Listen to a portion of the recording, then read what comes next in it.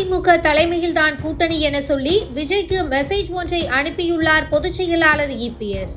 அதிமுகவின் கண்டிஷன்களுக்குள் விஜய் வருவாரா, தாவேகாவுடன் கூட்டணி அமையுமா என்ற கேள்வி எழுந்துள்ளது. வேலூரில் நடந்த அதிமுக கூட்டத்தில் பேசிய பொதுச் செயலாளர் இபிஎஸ் 2026 சட்டப்பேரவை தேர்தலில் அதிமுக தலைமையில் வலுவான கூட்டணி அமையும் என சூளுரைத்தார். அதை கேட்டதும் அதிமுகவினர் அனைவரும் ஆர்ப்பரித்தனர். ஆனால் இதன் மூலம் அதிமுக தலைமையில் தான் கூட்டணி, முதலமைச்சர் வேட்பாளர் நான் தான் என்ற மெசேஜை விஜய்க்கு அனுப்பியுள்ளதாக பேச்சு இருக்கிறது. விஜய் தனது முதல் மாநாட்டிலேயே கூட்டணிக்கான கதவுகளை திறந்து வைத்து விட்டார். வலுவான கூட்டணியை அமைப்பதற்காக காய்களை நகர்த்தி வரும் இபிஎஸ் விஜய்க்கும் தூது அனுப்பி வருவதாக பேச்சு அடிபட்டது. விஜயுடன் கூட்டணி வைக்கலாமா என அதிமுக நிர்வாகிகளிடம் ஆலோசனை நடத்தினார் இபிஎஸ்.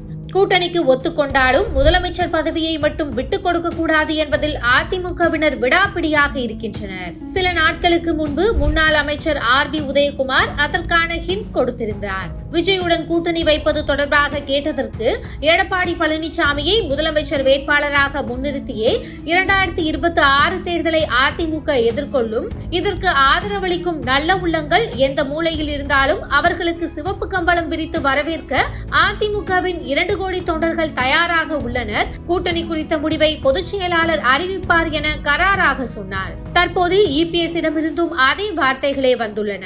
அதிமுக தரப்பிலிருந்து விஜய்க்கு 60 சீட் தருவதாகவும் அமைச்சரவையில் இடம் ஒதுக்கி தருவதாகவும் பேச்சுவார்த்தை நடந்துள்ளதாக மூத்த பத்திரிகையாளர் SP லட்சுமணன் தெரிவித்திருந்தார். மேலும் விஜய்க்கு துணை முதலமைச்சர் பதவி கொடுப்பதாகவும் அதிமுக தரப்பிலிருந்து பேச்சுவார்த்தை நடந்து வருவதாக கூறப்பட்டது. விஜய் ஆட்சி அதிகாரத்தில் பங்கு என சொல்லி கூட்டணிக்கான கதவுகளை திறந்து வைத்திருந்தாலும் முதலமைச்சர் வேட்பாளர் இடத்தை விட்டுக் கொடுக்க தயாராக இல்லை என சொல்கின்றனர்.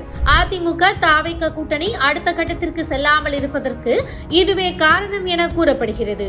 முதல் முறையாக தேர்தலை சந்திக்கும் போதே முதலமைச்சர் வேட்பாளர் பதவியை விட்டுக் கொடுத்தால் தாவேகாவினர் சோர்வடைந்து விடுவார்கள் என விஜய் நினைக்கிறார். தற்போது இபிஎஸும் வெளிப்படையாகவே இதனை சொல்லிவிட்டதால் விஜய் என்ன செய்ய போகிறார், அதிமுக தாவேகா கூட்டணி அமையுமா என்ற எதிர்பார்ப்பு ஏகியுள்ளது.